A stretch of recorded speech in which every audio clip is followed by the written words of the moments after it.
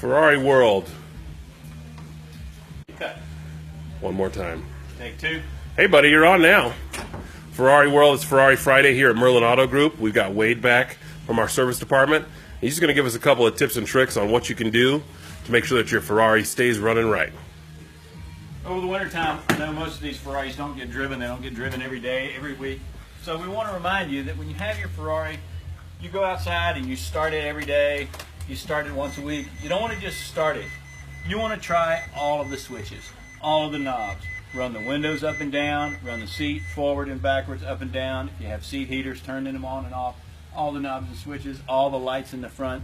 Anything you can possibly work, cycle, turn off, turn on.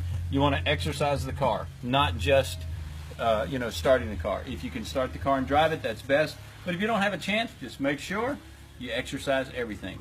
The best way to keep a car running is keep it running. Through the winter, can't drive it all the time, exercise, exercise. Fantastic. So that's it for Facebook Friday Ferrari. Another tip.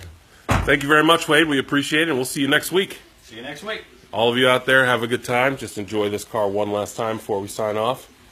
And we'll talk to you next week.